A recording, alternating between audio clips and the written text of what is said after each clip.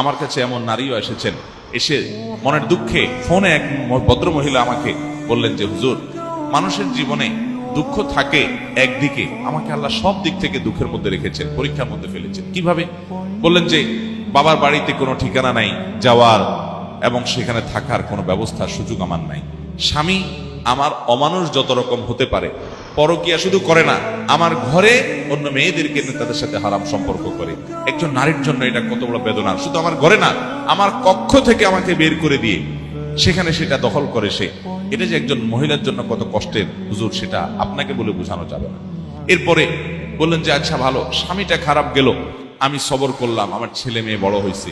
দুঃখের বিষয় হলো সেগুলো অমানুষ, একটা আমাকে দেখতে পারে না, আমার গহনাগুলো নিয়ে চুরি করে বিক্রি করে ফেলে। ওরা দেশে বাইরে থাকে, ওদের টাকা পয়সার অভাব নাই, কিন্তু আমাকে মা হিসেবে তারা স্বীকৃতি পর্যন্ত দেয় না। এরকম স্বামী অমানুষ, সন্তানরাও অমানুষ, বাবার বাড়িতেও যাওয়ার জায়গা নাই, এরকম একটা জনম দুঃখী মানুষ আরেকটা আছে কিনা সমাজে আমি জানি না। ভদ্রমহিলা মনের দুঃখ আমাকে কথাগুলো বলতেছিলেন। ভাইরা আমার, আমি তাকেও বলেছি, বোন আমি আপনার কষ্ট বুঝতে পেরেছি। আল্লাহ তাআলা আপনাকে ধরুন জনম দুঃখী করলেন, চিরদুঃখী করলেন, কোন দিক থেকে আপনার সুখ হলো না। এরপরও আপনি যদি এইভাবে চিন্তা করেন যে আমার সকল দুঃখের বিনিময়, সারা জীবনের দুঃখের বিনিময় আল্লাহ তাআলা যদি আমাকে জান্নাতটা দিয়ে দেন, এটা থেকে লস প্রজেক্ট হবে ব্যবসা নাকি লাভের হবে? কেমনে লাভের হবে বলেন তো? কারণ আমি কষ্ট করেছি 30 বছর বা 40 বছর, এর বেশি তো না। একজন মহিলা বিয়ে হওয়ার পরে কত বছর বাঁচে?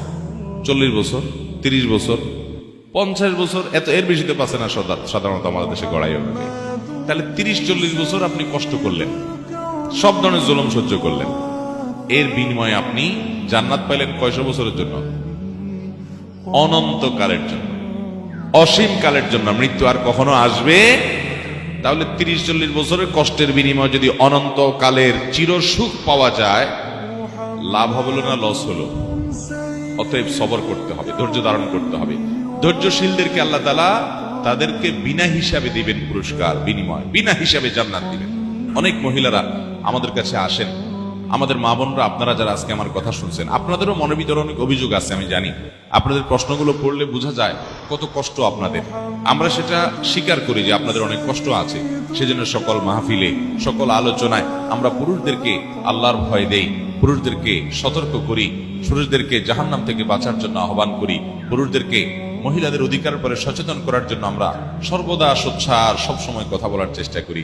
কিন্তু আপনাদেরকে আজকে আমি পেয়েছি, আপনাদেরকে আমি বলতে চাই, আমার প্রিয় মা বোনেরা, ধরুন আপনার স্বামীটা অমানুষ, ধরুন আপনার শ্বশুরটা খারাপ মানুষ, ধরুন আপনার শাশুড়ি আপনার প্রতি জুলুম করে, ধরুন আপনার সংসারে আপনি সুখী না, কষ্টে আছেন।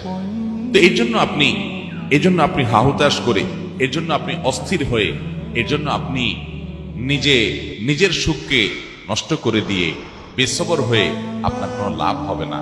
আমার প্রিয় মা, প্রিয় বোন, আপনি বরং সবর করলে কি হবে জানেন?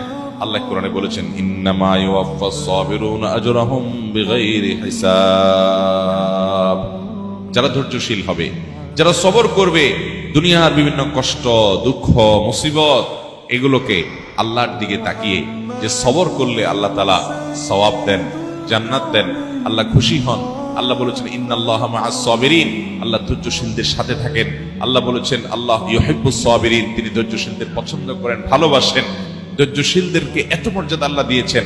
আল্লাহর কাছ থেকে সওয়াবের আশায় যারা একটু ধৈর্য ধারণ করে, সবর করে, হজম করে নেয়, ঢোক গিলে নেয়, নিয়ন্ত্রণ করে নেয়, মেনে নেয়, মানায় নেয় নিজেকে, এই মানুষগুলো, তাদের সম্পর্কে আল্লাহ বলেছেন ইন্নামা ইউওয়াফাস সাবিরুনা আজরাহুম বিগাইরি হিসাব। ধৈর্যশীলদের বিনিময় আল্লাহ রাব্বুল আলামিন হিসাব ছাড়া দিবেন। কোনো হিসাব করে আপনাদেরকে দিবেন না। যখন আপনি ধৈর্যশীল হবেন, যখন আপনি সবরকারী হবেন, আল্লাহ তাআলা আপনাকে ডাইরেক্ট দিয়ে দিবেন, কোনো হিসাব নিকাশ করে দিবেন না। আল্লাহর কাছ থেকে হিসাব নিকাশ করে জান্নাতে যাওয়া এত সোজা কাজ না।